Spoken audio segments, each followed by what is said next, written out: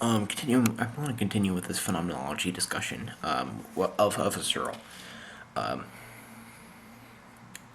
talked about this whole idea of phenomenology and talked about that, and I wanted just to discuss intentionality here. This might be a long video, so if you don't want to go into this, then you can get out whenever you want. But this is going to be a little bit longer because I want to discuss intentionality, whether that being conscious about the idea of consciousness of, if that's a good idea to hold, in, intentionality, and going into noesis and noema and actual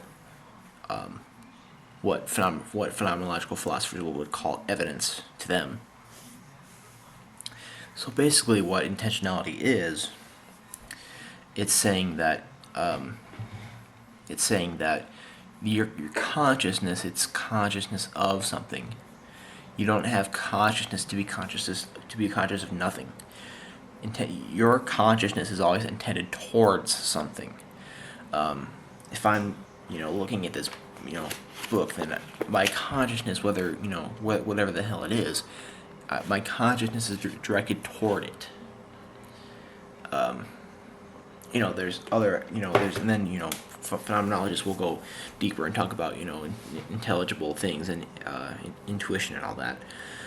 But intentionality is basically just saying that your consciousness that you have is directed towards something.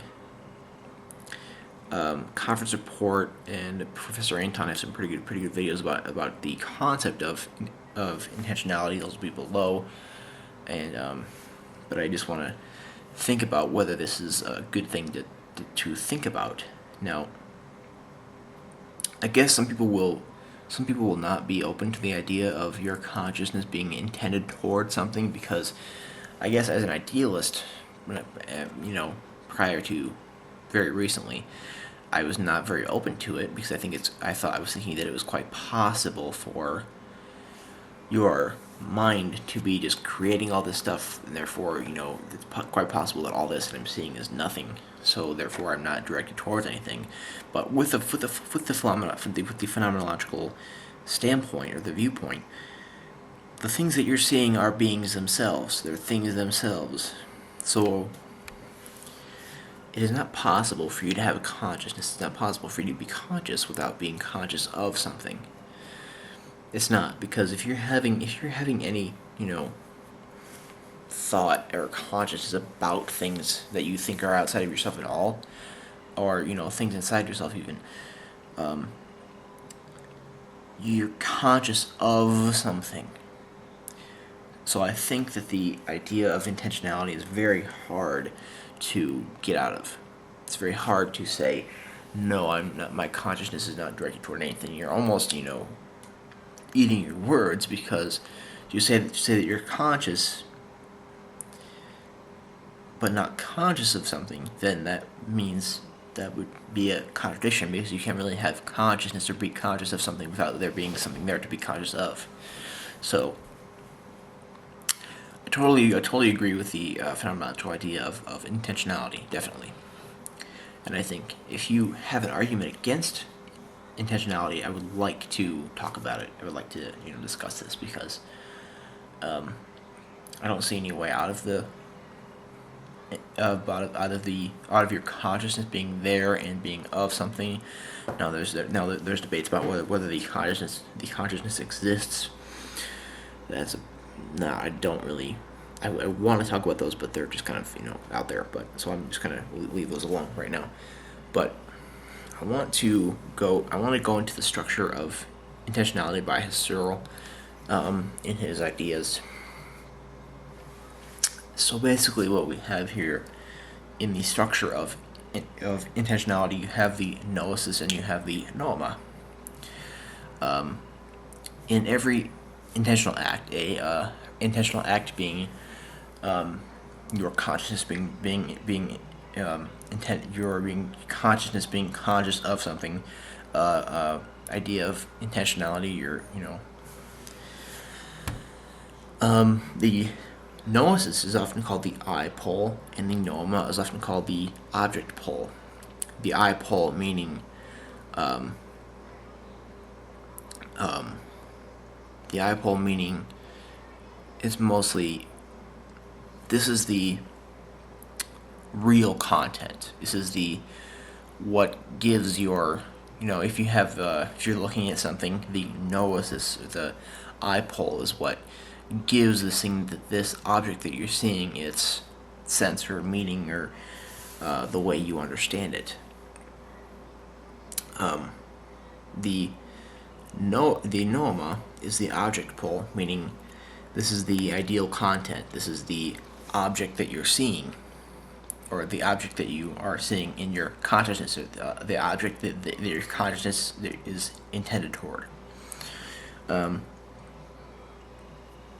This is the object as it is meant in your consciousness. So basically you have two things here. If I'm intended towards this book, then I have the object as it is meant, the noema, that being the book. And then we have the object as meant, the object pole being the noema, and I have the noesis. The noesis I find a very important thing to think about, because the noesis is the way that I view it. I'm not just viewing this as some meaningless object. I don't view it as just nothing. I view it as an object, and I view it as more than just an object. I view this book as a book called Beyond Religion, which talks about alternative paths to the sacred, including the feminine, the arts, the body, psychology, mythology, nature, relationships, dark nights of the soul, by David Elkins. So I think of this book as, it's big, it's kind of smooth, it has a lot of great things in it. Talking about life and stuff, it has a lot of great things in it. So I guess a different object would be better.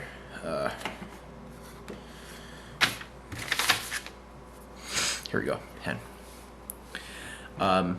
We have the noema, the object pole, the object as it is meant, the object as I see it, which is definitely a thing to me, because we're looking at the phenomenological. We're using the phenomenological. Okay, so we're thinking about this as a thing in itself. We're trying to get at it, even whether it's a physical being outside of myself or not.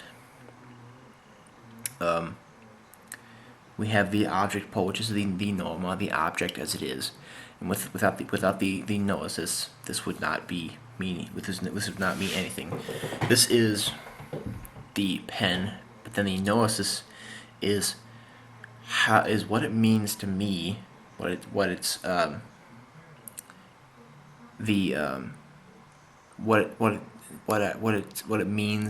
what it means in a sense. So I view this as something that is used for putting ink on paper and taking notes during class and stuff like that. So I have an idea of what it means to me, and I think that has a lot. It means that is a lot because of the life world, which I am going to discuss in further detail. But I feel like we have noesis because of the life world. So I guess we have these two ideas, and then these two things. We have noesis and we have noema. So that is the structure of intentionality. Now, I want to think about whether the idea of breaking those two things apart. I like the idea of breaking those two things apart, the object pole and the I pole, because I think, as an idealist, I think everything that we see has a part of our understanding in it. I think everything that we apprehend has some sort of part of my understanding in it. Whatever I see, I'm going to end up comprehending, even though Hegel, was against that. But whatever I'm looking at, whatever I'm seeing, I'm comprehending. I'm looking at it. I'm thinking about it. I'm trying to figure it out and stuff like that. So I think whatever we perceive there's going to be a part of us in it. It's not just an object by itself. It's it is until you see it.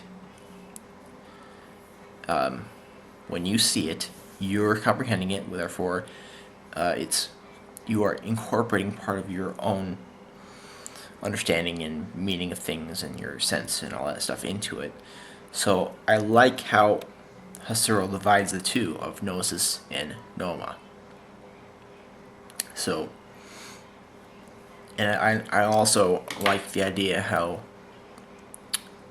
our consciousness is always intended towards something. Now, the idea of noesis is very important, I think, because it's very, very important when you think about the life world. I'm going to go into deeper detail with that, but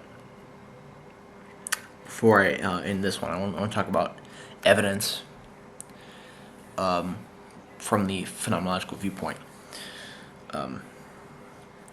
Evidence is the subjective achievement of truth. Now, this doesn't mean, well, this is the subjective achievement of truth as it is intuited. Now, this is not just like subjective agreement where people just agree about things, but it's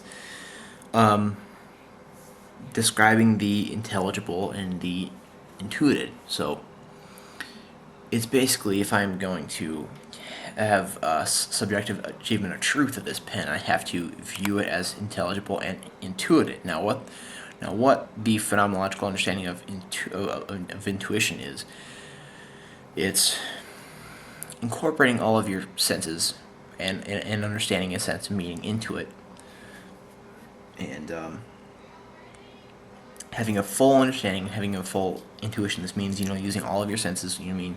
Feeling it, looking at it, looking at how it acts upon other things, looking at what it is in this environment. But I guess this is another thing that where I think about the life world, because if you have this intuition, then there's intentionality, and there's noesis, and then there's noema, and I think that's just because of the fact that we're a part of a life world, a certain life world. But I don't know. I guess this is. I guess I totally agree with this. Now that I'm thinking about this more, I've read this before, and I'm just like, well, it's whatever. But I'm thinking about this more, and I'm really, really appreciating it, and I'm almost, thinking about it more than I am idealism right now. It's really sort of getting at me a little bit. Now I'm going to make a video after I make this thing about the life world and intersubjectivity and empathy and all that. So I want to talk about the noesis and the life world, but this is just really fascinating, I think. But I guess what do you guys think? Do you think that our consciousness is always intended towards something, and do you think that the division of noesis and noema is a good division of how this pen or other objects are viewed? And also, even plainly, do you think that the phenomenological bracket is a good thing? And I don't know. My thoughts are kind of scrambled right now because I'm a little bit fascinated with all this, because I'm thinking about this a little bit more than I did when I first read it. So I don't know. Thank you.